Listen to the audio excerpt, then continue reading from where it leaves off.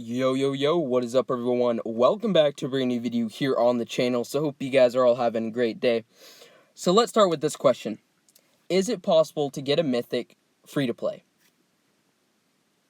You know, this couple times that I see people mention about getting a Mythic free-to-play in the NLC, for example, I see a ton of people saying, no, it's not possible, you have to spend money, all this, all that. So I'll be 100% honest with you guys. It is very, very possible to get a Mythic free-to-play. I actually know of 5. 4 of those people have got Moonfang, 2 seasons ago, I believe, and then one person who, the requirements that I'm going to be giving out and the information I'm giving out to you guys today is actually from her. She gave it to me a couple weeks back, and I just completely forgot about making this video. But she ended up getting Neptus last season, completely free to play, and I'm going to go over what she does personally, and what she did, in order to get Neptus. So maybe this will give you guys enough time to start preparing for the next Mythic Hunter.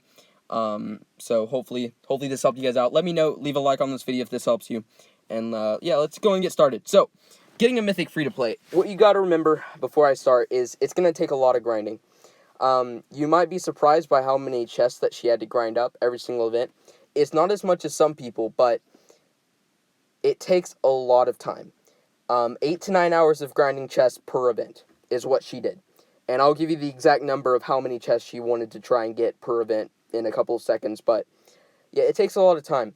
And then also keep in mind, the higher up you are in leagues, Platinum, Sapphire, Diamond, the higher up you are, the less amount of rubies that you'll need to have at the end of the season for sigil chests. So she used 200,000 rubies on sigil chests at the end of the season. But she was in Platinum 2 the entire season. So the other 4 people that I knew, who got Moonfang, they were actually all in Sapphire and Diamond. But I felt like this person's in Platinum, and I know a lot of people are in Platinum. So this will help you guys, I think, relate a little bit better. So yeah, keep in mind, though, if you're in Diamond, you can pretty much save off 50,000 of those rubies. Because the rewards up in Diamond are ridiculous. And then also keep in mind she did have Atlas. And that helps for speed ups, and it'll make a little bit more sense when I kind of bring that into what I'm going to talk about. So let's talk about the requirements every single event. So her personal opinion was always get, no matter what, every single event, to the prize tier. Again, the prize tier, the amount of points required to get to this prize tier can change, but always get to the prize tier that gives you 425 sigils or the 450. It just changes per event.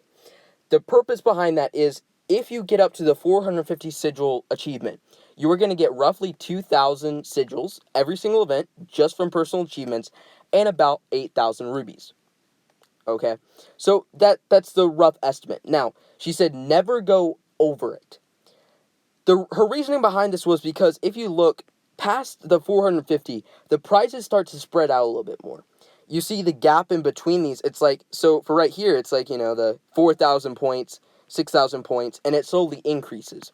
Here, it's 30,000 points difference, which are a ton of materials. And if you're free to play, really what you're going to be relying on, where you're going to get these materials from is bronze chests.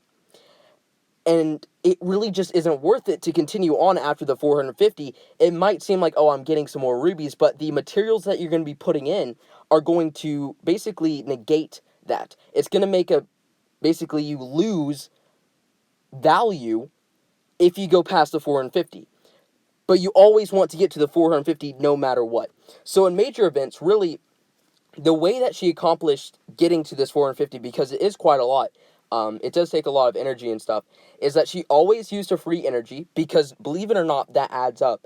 But also, she opens up all her bronze chests in major events.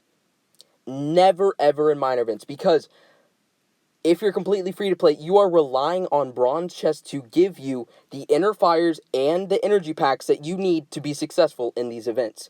So you want to make sure that you save all your bronze chests for major events, and then you open them, because not only do they give you the inner fires and energy packs, but they give you healing pots, which you definitely need for farming chests and metals, and then also it will give you a good amount of sigils. I actually opened up quite a lot, and she said that she found that sigil drops are actually quite good in PvP events for bronze chests. So yeah, that is her reasoning. Always get to the 450 achievement, and then stop. Never go farther. Keep your, keep your materials.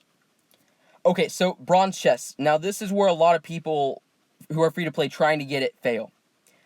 Every single major event, she would farm 500 bronze chests.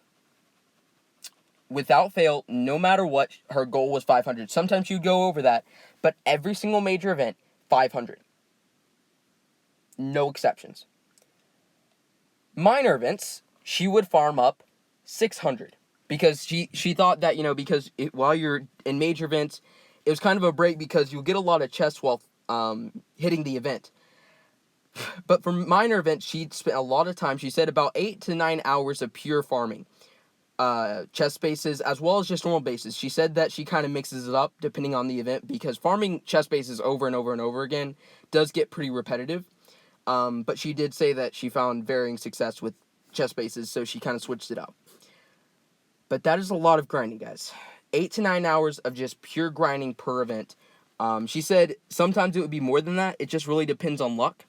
But keep in mind, she even though she would grind up those 600, bronze chests during the minor events, she would save it for the next major event. Just so you guys don't get confused. But it's a lot of chests. It's, basically what, 1,100 per 2 weeks. So times that by, 6? So 6 to 7,000, 6 to 7,000 bronze chests a season. But keep in mind, you get all the materials that you need in order to be successful in the major events. And in terms of, you might be saying, well, how in the world do you get a ton of egg tokens then? She actually did not get the token bonus, in the Neptune season. She said it wasn't worth it. But what she did was she always is on every single time her egg token bonus, her egg missions were completed. She had an alarm set going every single day that would make sure that she never missed or she had minimal time lost on the big one, what is it? This one? Right here, what does it give you? It's 800 or something like that. And then the second one, the two that are going right here. So she would never miss it. So she said she averaged about 125,000 egg tokens per month. Again, from Atlas, from everything else. And then that gives you enough egg tokens, I believe, in order to get the 450 sigil prize tier in the breeding events. And then, she had some extra ones, and she would save it for the next event. And she maintained herself very well. Now, in the fortification events, this is where Atlas comes in. If you have Atlas, you'll get so many timers. Actually, let me just go and show you guys. So currently, I have, no timers whatsoever besides 1 hours. And you might be saying, why in the world do you have so many 1 hours and not 3 hours? Well, these are all from Atlas. The Atlas events give you so many 1 hour speed ups. If you are free to play, you should be extremely active in Atlas events. They will give you a ton of speed ups that you'll need to complete anything. So she really, really relied on Atlas. And that allowed her to get enough speed ups in order to get to the 450 prize tier during fortification. And that's how she maintained herself there. So at the end of the season, you have something called a sigil chest. And they give you about, per 5,000 rubies, about 1,000 to 1.2k sigils per 5,000. And she spent about 200,000 of her own rubies that she saved up over a year and 3 months on the sigil chest in order to finish off Neptus. So again, a lot of it comes down to the end of the season. You should end up with about half or more of the season completed. And then the rest of the season, you're really going to be relying on getting those.